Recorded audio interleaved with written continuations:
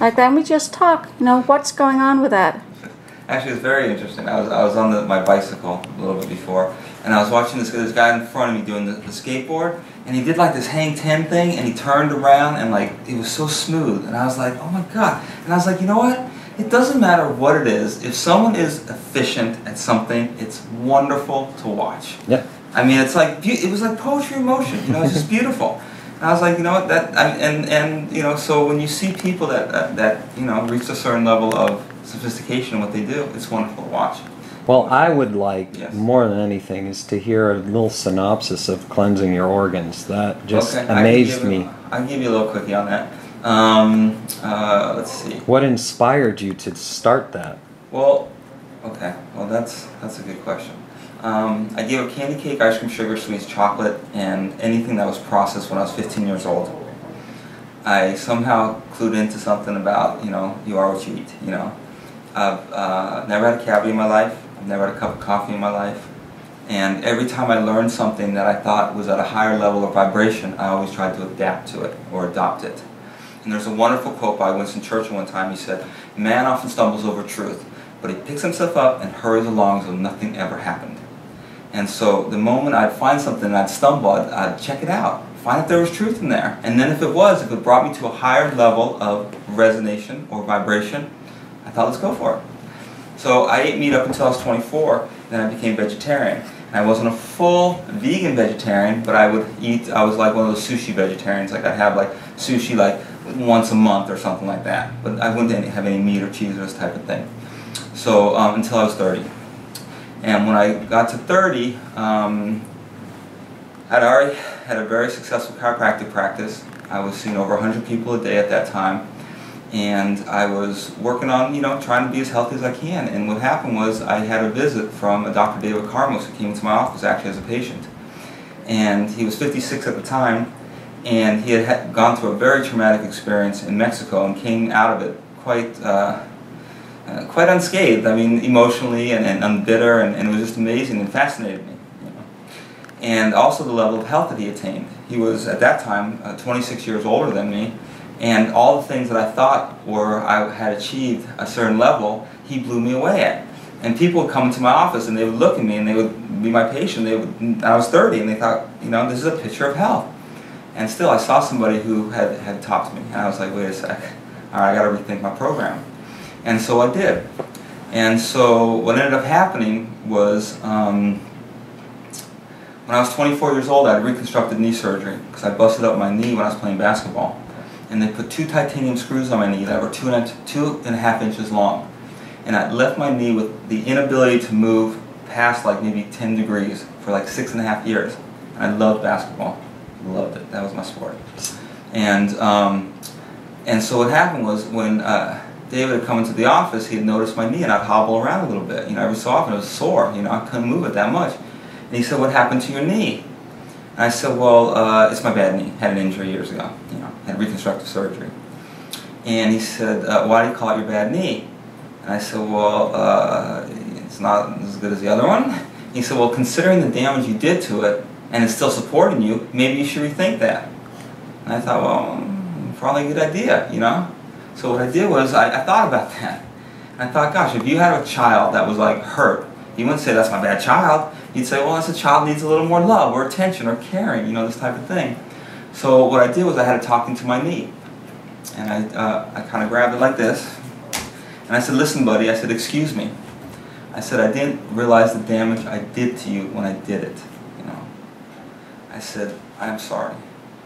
And I said, "If there's any way I can rebuild you, get you back into a position where you're comfortable, where you're not stressed out, where you're flexible again, where there's no pain," I said, "I'll do whatever it takes." And what David had shared with me, he said, "Listen, this is when we first met." He said, "I worked out 35 years ago how to reverse practically any injury in the body. If you'd like, I'll show you how to take care of the knee." And I didn't think it was possible because it had been like this for 6.5 years. And I was a doctor. I didn't know what to do. And so we did. We started working on it. He shared with me a few concepts, how to open up my body on another level, you know, and how to clean up the areas that were injured in my system. And what happened was the knee went from like, it moved about like 2 inches in like 3 months. And I was like, what? 2 inches in 3 months? I'm like, that's crazy. That's like 18 inches a year, or 12 inches a year. You know, I just was like, and then in 7 years, that's like 80 inches. I was just like, woohoo! As long as I was moving in the right direction, I couldn't care. I was like, this is getting better. It wasn't super better, but it got a little better. I said, okay, I can do this. You know, just keep on moving. And so then what I did was, I had a talking to each of my organs subsequently. And I said to like my heart, I said, listen buddy, I said, you've been working 24 hours a day, 7 days a week, you know, 365 days a year, you know, haven't taken a break now over 45 years, back then over 30 years. I said, you know, thank you buddy, you know, that's amazing. You know, never took a 5-minute coffee, nothing. Keeps going, you know. I said, all right. I said, I promise I won't do anything that will clog you, irritate you, stimulate, or congest you, you know. And my heart said, all right, I'll go for 120 and we'll talk after that. You want to go anymore? I said, all right, cool. And so I did that with my liver, my kidneys, intestines, liver, skin, pancreas, gallbladder, all my different organs. But then, this was the talking I had to them, but then I needed to systematically go through each part of my system to clean it out, all right? And this is what I did. Half the major organs in the body are hollow by structure, half the major organs are solid by structure, okay? The solid ones are the ones that need to be cleaned out, okay? You have 5 organs of elimination. These are the ones that process all the gook in our system and process it out of the body. We have the kidneys, intestines, liver, lungs, and skin, okay? If you were to create a mnemonic, K-I-L-L-S, kills, okay? Kidneys, intestines, liver, lung, and skin. These are the ones that are important to clean out, all right? The kidneys process all the uric acid, they process all the protein, all this stuff. What happens is the kidney, it's like a coffee filter, all right?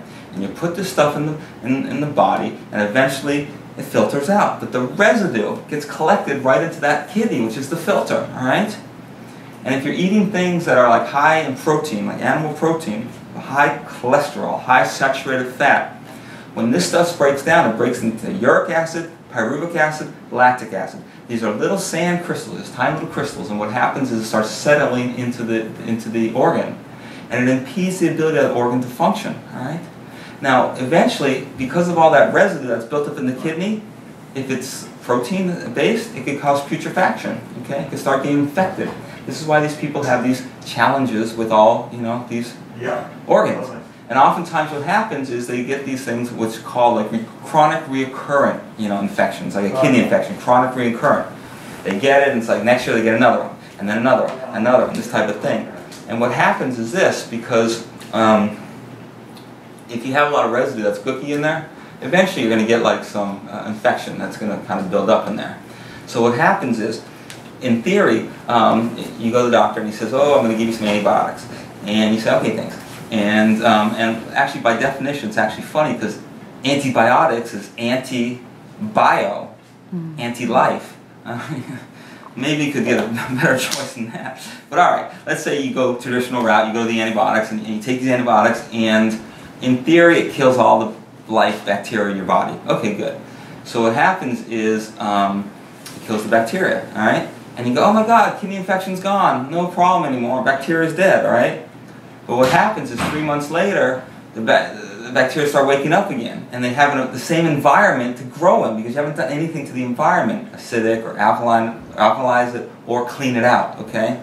And so then you go, oh my god, I got this kidney infection again. You go to the doctor, get the drugs again, it cuts it out again. But this time you might need a little higher dose of antibiotics because now what you've done, when you've given the dose of the antibiotics to the bacteria, it's actually what's happened is it's created a resistance in the bacteria, so they become actually a little bit more virulent, a little bit more stronger in their resistance to the antibiotics, okay? Because you're actually vaccinating them. Because what happens to the bacteria that don't get a lethal dose of antibiotics? They become stronger. That's what happens. That's what the vaccination's all about, you know? So then this chronic recurrent thing. But the key is you have to take this filter and you clean it out, all right? And then it could function properly and filter properly. And so there's ways to break down each of the organs, and that's kind of what I did. I went through each of them systematically. And I did some with certain herbs, some with certain juicing, some with certain exercises. In our first book, the book I co-authored with Dr. David Karmos, it's called You're Never Too Old to Become Young, but we talk about a specific diet in there that breaks down all the hardened deposits in the system. And once you get it from the tissue level, it goes back into the bloodstream. And then you got to get it out of the bloodstream because it curses around the body in like a semi-mucoid state. and then through a certain type of squeeze in the body, it's almost like if you had like a sponge, and you ran hot water under the sponge, it's going to get clean, you know. If you squeeze the sponge, it's going to get even cleaner, you know. And so that's what you're doing. You break it down with the hot water is dissolving all those deposits, not necessarily hot water, but it's through the diet. Or what I like to tell people is get off your diet and get on a Livet, you know. So it's through the Livet that you're cleaning up the system, and then you're squeezing the body, squeezing all that gook out, and then it goes out through the system. But you have to clean first the organs of elimination so that stuff that's been being processed through the system will get out through those organs. And those are the kidneys, intestines, liver, lung, and skin. Okay? What is the order?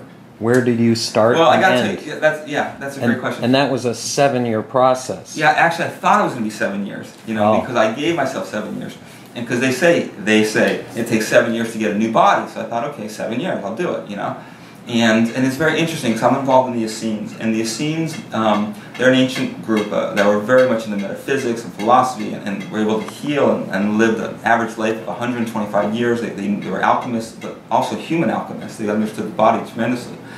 But it used to take 7 years to become an Essene, and that was probably because they wanted people that have purified themselves, have cleansed themselves. And they say it takes 7 years for all the different cells to replenish in your body.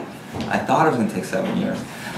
What happened was I really committed myself to a certain regimen to like really clean my system, and I did it, like I said, with diet and certain type of exercises and certain type of herbs and certain type of movement in the system and certain type of healing techniques. Okay?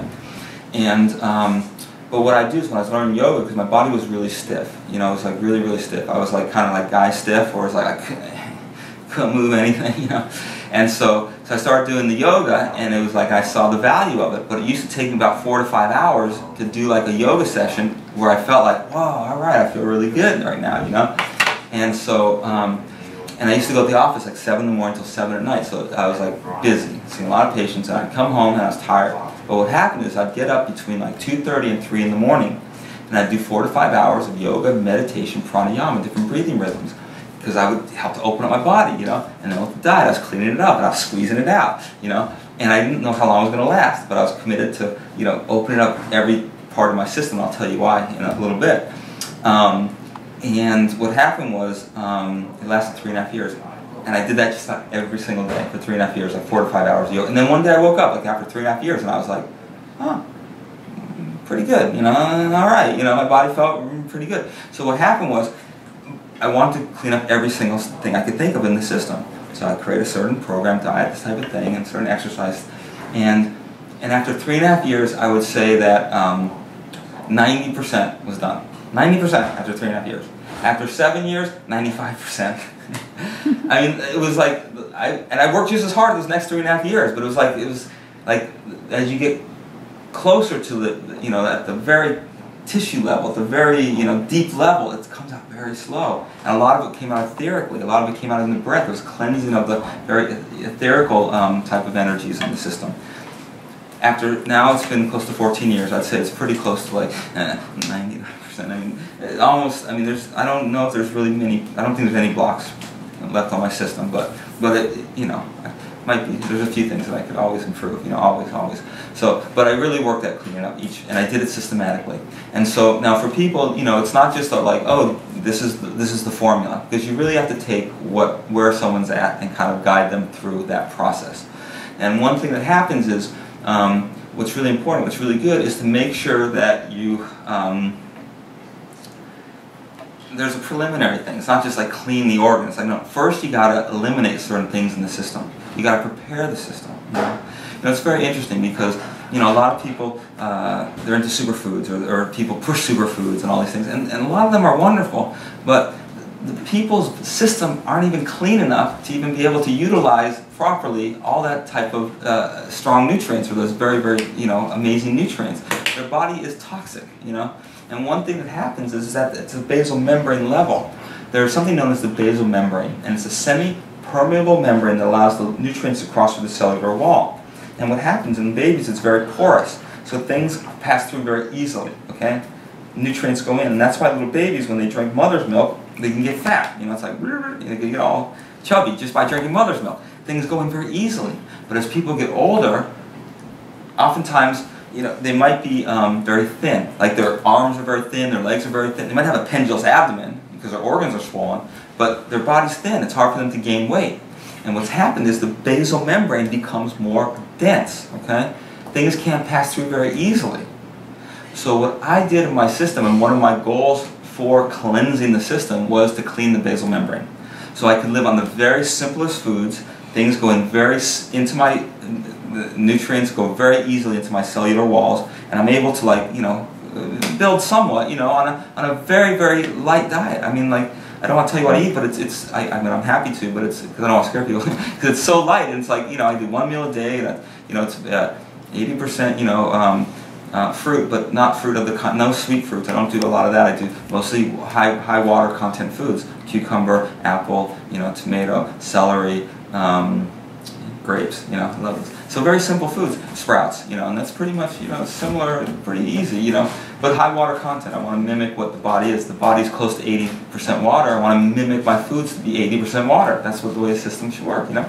So, but also what I did was I cleaned up my basal membrane.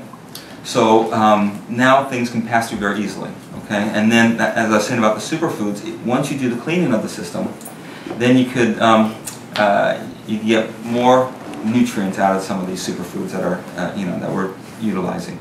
So there is a system, there is a pattern to go through the organs, and there are ways to clear out each specific organ. There's things you do, like for the kidney specifically, you do things high in potassium, okay? There's certain things you do for the colon, certain things you do for the liver, certain things for the lungs and the skin. There's specific things. There's certain exercises that I could demonstrate too that you do specific to squeeze the different organs, okay?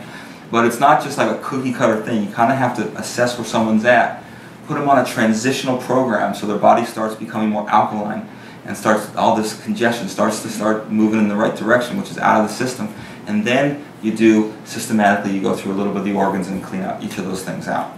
One of the very easiest organs to clean, and one of the most effective to clean, and one of the most good tasting things to clean, is the kidneys. Okay, like I mentioned, kidneys are, and this is one that's a very easy one to start with. Okay, because some of them are a little more severe. The liver cleanse is a little more severe because you're actually going at a deeper level, pulling up old gallstones and old.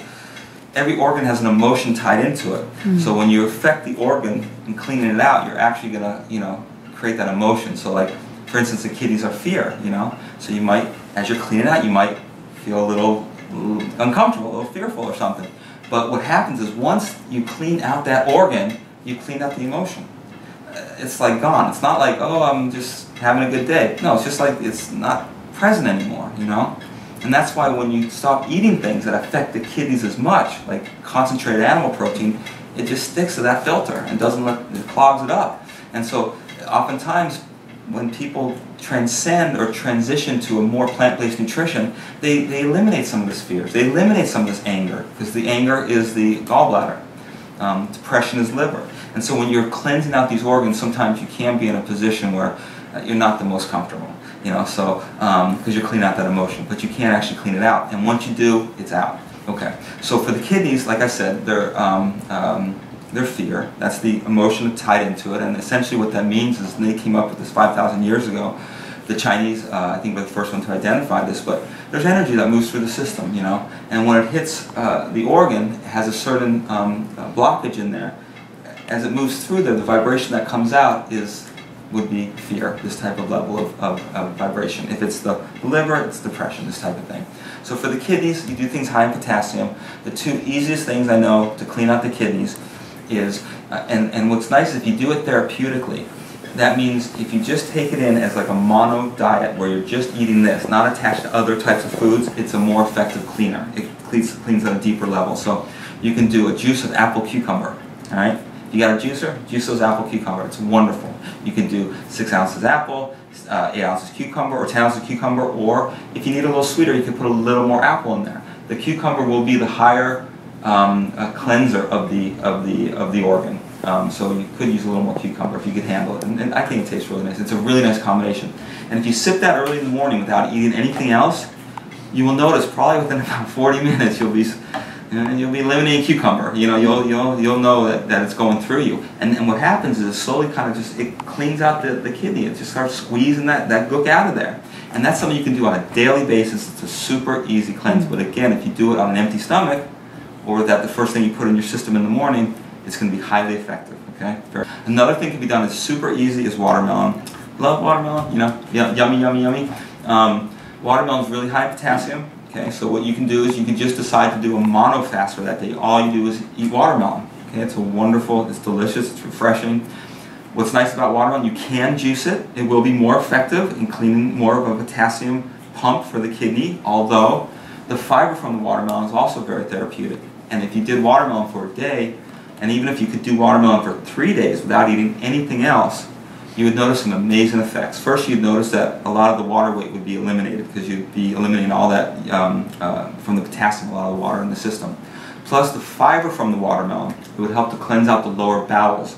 So eventually, as that stuff moves through you, it's going to clean you out, and you're going to be like, whoa, I feel so light. Oh my gosh, this type of thing. So watermelon, apple, cucumber, those are wonderful things to start with. And those are things that can be done concurrently with everything else. And it doesn't, some of the other organs, some of the other things, there's specific exercise, specific herbs, specific things that we could talk about, and we will. But as far as, real simply, apple, cucumber is wonderful, and watermelon would be wonderful to clear it out, okay? But the kidneys is a solid organ, okay? You got to start clearing that thing out, and you do it, and by doing the potassium, it helps. It kind of puts in a little bit of spasm, squeezes out all the gook in there, and you feel when the body starts to normalize the fluid in the system. It's amazing. I mean, so every level you take, it just kind of improves so much your health.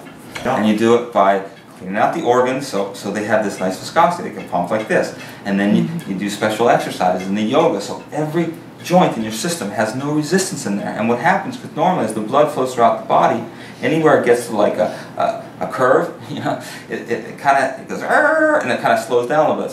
So it goes around the corner a little slow. And so what happens, whatever is potentially in the blood, and that's like if you have like the cleanest stuff in your blood, it goes without any resistance. But if you're eating things like the high proteins or the high amino acids or things that are very concentrated, it makes the blood thicker. And so as the circulation goes around the corner, as it slows down, whatever's in the blood starts settling in the joints. And oftentimes those things are acidic, and that's where we starting to get joint destruction. It starts getting like arthritis, or inflammation, or tenderness, or tightness. Wherever you've had an injury, I think partly with the high water content foods, water's oxygen, hydrogen, oxygen. I mean, and with least resistance, because you don't have a lot of gook in there. And then I think that you create a vessel. It's like you want more light in, you want more air, and you want more.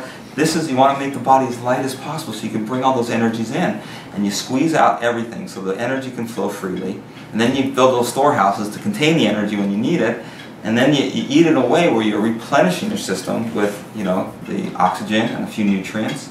Because if you really look at what's the real reason for food once you reach maturation, I mean, what is it for? I mean, if you look at the way most people eat, it's not for nutritional value. It's like Happy Meal, not a lot of nutrition. The real reason for food is brings a little heat to the system, creates a little combustion in the body. It's kind of like feeding a furnace. And then what happens, like Victoria was saying before, how your skin cells die off, you have liver cells on the inside that slough off, and kidney cells. And then you need, what's the most important thing, is fiber in your diet, because that's the fiber attaches to all the cells on the inside, and then creates a little package and eliminates the waste products, but the fiber is what helps to clean it out. And for most people, they're taking too much fat, and the fat clogs things, and it makes things very viscous, and so. Where can people learn more of what you're preaching? Do you have a website? Actually, you can. You go to gohealth.tv, GOHEALTH.tv.